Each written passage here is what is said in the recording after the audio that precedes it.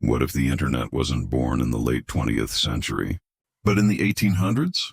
Imagine for a moment walking through the foggy streets of Victorian London. Gas lamps flicker against the cobblestones.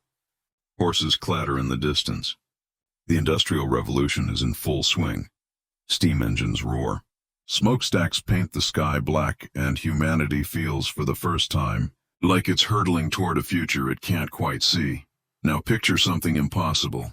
Not telegrams, not letters, but a glowing network of connection. A web that stretches from London to Paris, to New York, to Tokyo. An internet of the 19th century.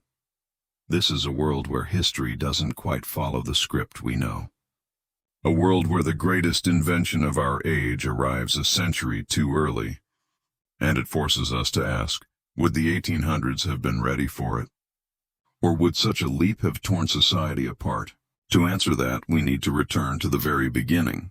The 1800s were already witnessing the birth of long-distance communication. The telegraph, thin copper wires pulsing with dots and dashes, was the first time messages could travel faster than a horse. By the mid-19th century, the Atlantic was laced with undersea cables, shrinking oceans into seconds. It was in many ways the first internet. Crude, clunky, and controlled by elites, but revolutionary. So let's imagine that someone, perhaps an eccentric inventor, a Babbage or an Ada Lovelace, managed to take those wires one step further. Instead of mere signals, what if they created an actual global web of knowledge? A primitive internet, running on steam-driven mechanical computers, relays, and electrical light. Not Facebook and TikTok, of course, but a vast library of information, open to anyone with access. At first, the impact would be intoxicating.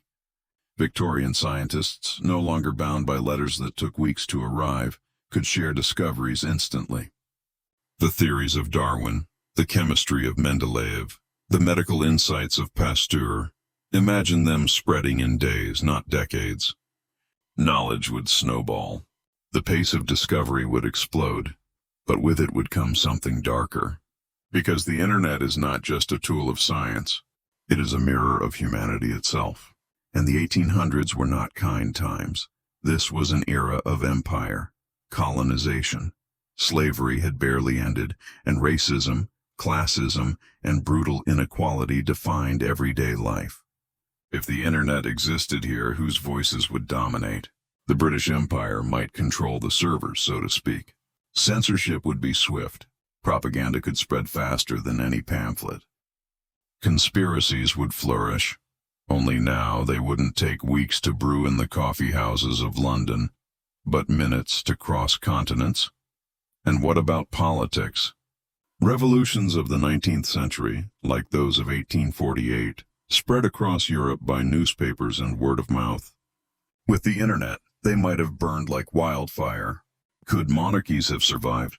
Would workers' uprisings have erupted earlier, more violently, because coordination was instantaneous? Would Karl Marx, armed not just with a manifesto, but with a network of millions, have reshaped the world before the century's end? The economic impact would be no less staggering. Think about it. The modern internet gave birth to new industries, new billionaires, new monopolies. In the 1800s, it might have given merchants a global marketplace instantly. The East India Company could auction goods in real time. Stock markets in London and New York could sync daily, even hourly. A Victorian Jeff Bezos, an industrial age Elon Musk, could have emerged long before their time. But there's a cost. Societies in the 1800s were rigid, slow-moving, built on hierarchy.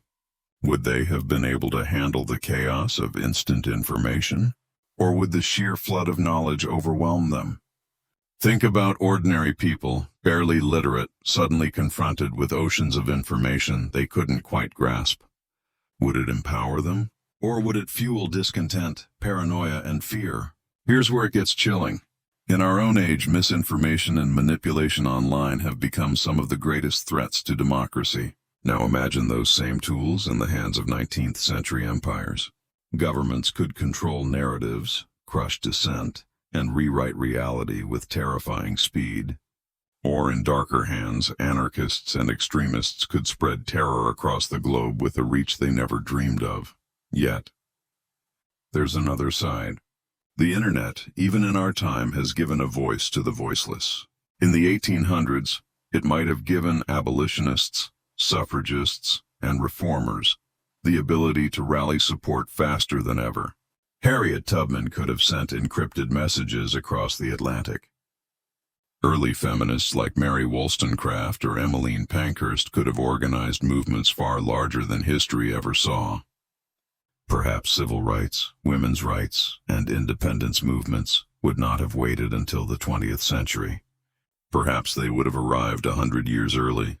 But technology alone cannot bend the arc of history. People do. And the 1800s were still shackled by prejudice, by empire, by the machinery of power. Would the internet have freed humanity? Or simply handed its chains new locks? There's also the question of readiness. The internet requires infrastructure, electricity, reliable machines, mass literacy. In the 1800s, most of the world was still agrarian, uneducated, living in poverty. To them, this technology might have felt like sorcery, a gift they could not touch, reserved only for the wealthy few. And in that lies the deepest irony. An invention meant to connect the world might have divided it even further. When we imagine the internet in the 1800s, we're really asking a more human question. What happens when the future arrives too soon? History is not just about invention, but about timing. The steam engine, the printing press, the atom, each reshaped the world, but only when societies were at a tipping point, fragile enough to change. So would the 1800s internet have created a golden age of science, democracy, and freedom? Or would it have accelerated empire, tyranny, and control? Perhaps both, because technology is never good or evil on its own.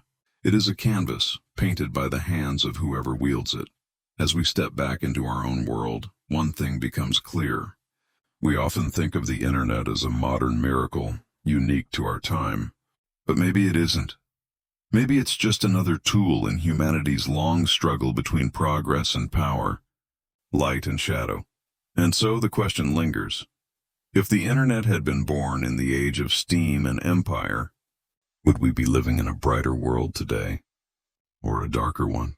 The answer, perhaps, lies not in what could have been, but in what we choose to do with it now, because the future doesn't just arrive. We invent it together.